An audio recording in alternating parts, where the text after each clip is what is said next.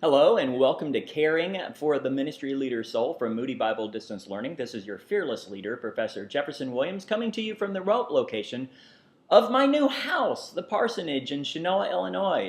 It's the biggest house I've ever lived in. 5 bedrooms, hardwood floors, it's gorgeous. What did I do to deserve this? This is awesome.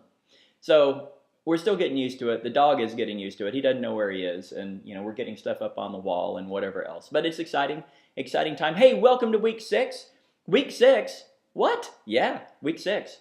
Week 6 is Turkey Week. It is, or Ham Week, or I don't know, tofu turkey, tofurkey, I think it's what it's called. If you're a vegan, I will tell you that we had a young man. We have Friendsgiving, and because we're too far to go to our families all the time. So we have Friendsgiving, and one of the young ladies we invited is dating a guy named Marcel, and he's from Brazil. And he came to Friendsgiving a couple of years ago, and he in Brazil, they don't celebrate Thanksgiving. He didn't know what it was. He had never heard of it. And so we got to explain Thanksgiving from a Christian perspective. And he walked around the rest of the day going, "Turkey, turkey, turkey." It was awesome. So I saw him a little while ago. He'll be here on Friday. He'll be here on Thursday.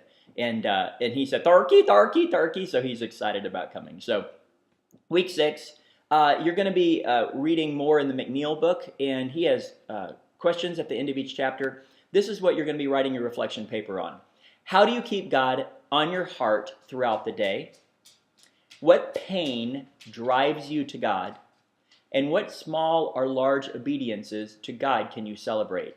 And I want to focus in on small, because I think a lot of times the big obediences, we want to go, look what I did.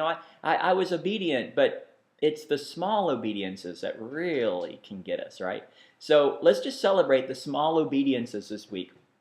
And then also McNeil writes, everything Christian leaders need to nail down his or her call. The call may not arrive in all one place, never to need refinement. Sometimes the call can shift in terms of expression. I'm 50 years old.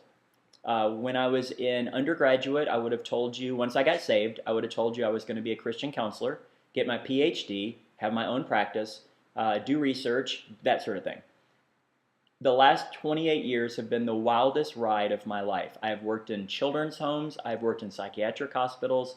I've been in jails, not been in jail, worked in jails, churches, schools. I could have never imagined any of this. But all of it revolves around my call. And my call is to help hurting people find hope in the gospel. And that actually has taken different forms throughout the years. So if you're young and you're in your 20s and you're looking forward and you say, "This is my call," and you're very, very adamant about it, good. I'm glad that you feel strongly about it. But that call may take different forms as you go forward in your life. And each one of them, I've seen how each one of them God has used to grow me. God has used to challenge me, to comfort me, but most of all to allow my gifts to be used in different ways. And my gifts have been used different ways at different ages. So right now, my preaching, I wouldn't even, I'd be embarrassed to hear myself preach at 25. I would. That'd be nuts, because I'm just, at a different stage in my life right now. So all of that to say, you're going to be talking about, as a way of thinking about where you understand your call, share your answer to the following questions. What of your efforts to serve has God particularly blessed? When do you feel most alive in ministry? What do you think your answers to these questions reveal about the ministry to which God has called you? I love preaching. It fires me up. I love teaching. It fires me up. But I know some friends that they have to teach different things in part of their call. They have to teach. And they hate it. It does not fire them up. It drains them. Administration drains me. But I have friends that love it. They're executive pastors, and they just love that. So that's going to be your week.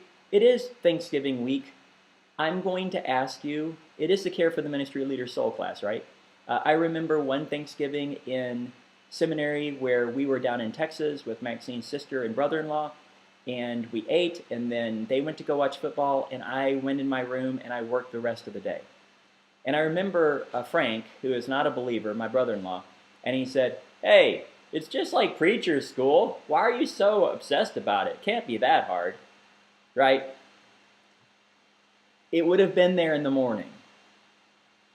Take the day off.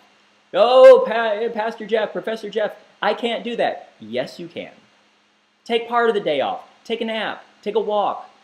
Be with family. If you can't be with family, be with friends. If you can't be with friends, get your journal and just be quiet. Just be thankful. Be grateful. That's all. We're almost done with these 8 weeks. We are. Be grateful. Okay? If you have any questions, comments, or prayer requests, please let me know. And we'll do week 6 together.